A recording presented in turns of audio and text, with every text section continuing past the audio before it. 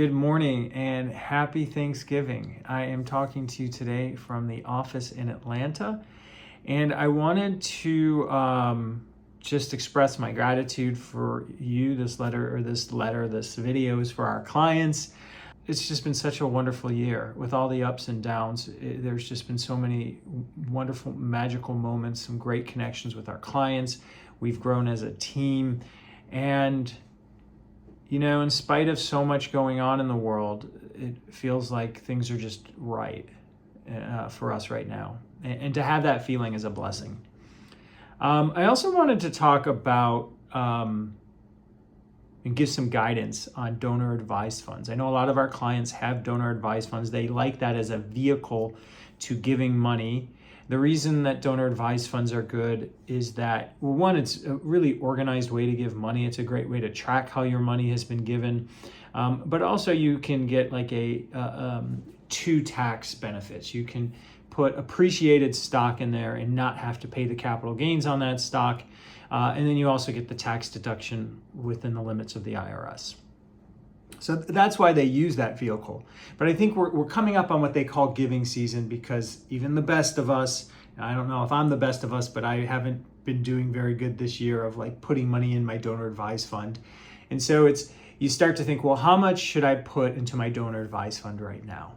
And it's hard to tell. It's hard to tell because there's all these different factors. There's emotions. How do I feel this day? Am I giving enough? Am I giving too much? And a lot of times clients will ask me, could you just give me some guidance? What are other people doing? Which I think is a fair question. And so one way to think about putting money into a donor advised fund is just based on a percentage basis. So there's two types of percentages you could look at. You can look at a percentage of your overall financial net worth, or you can look at a percentage of your income. Now, if you're not working, or if working isn't your predominant way, if you have a really large asset base but maybe not a large income, you may want to use one or the other. But it's quite simple. And so you set up a percentage. So let's say you're making $100,000 and you decide to give 1% of your income, then that would be $1,000. If you're making $1 million and you say 1%, then that's $10,000. Or you may want to say 2 or 3. But the idea is that you get this kind of number set in your head. So when it comes to giving season, you say, you know what, I'm going to give that percentage, maybe more, but not less, because I've made this commitment to myself. And then the same can be, and you can say, well, you can do the same thing for your overall asset base. For me personally, I use my asset base.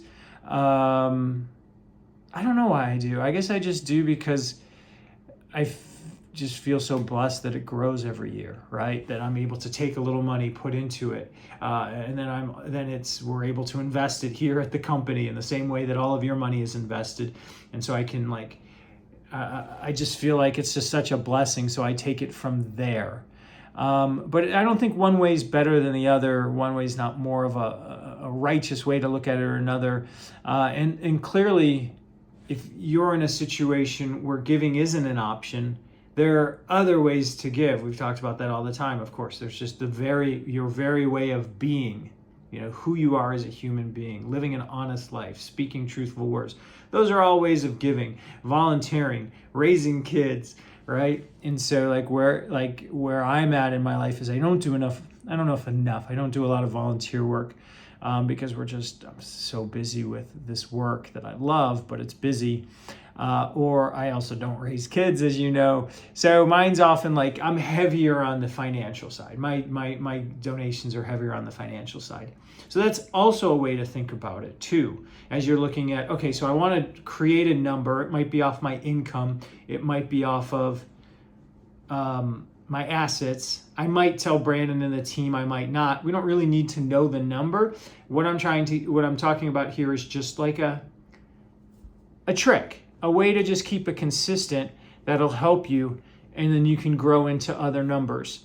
Because the last thing we want is your act of giving to create angst. Oh my God, it's the end of the year. I got to think of this number. How much is enough? Do I give this? Do I give that? So that's a little trick. You might think about, if you're with us and you don't have a donor advised fund and you're interested, please let us know. We'd be happy to set one up for you. or if you have any other questions or feedback, let us know. Otherwise, have a beautiful, wonderful, hopefully peaceful Thanksgiving, and we'll see you in December.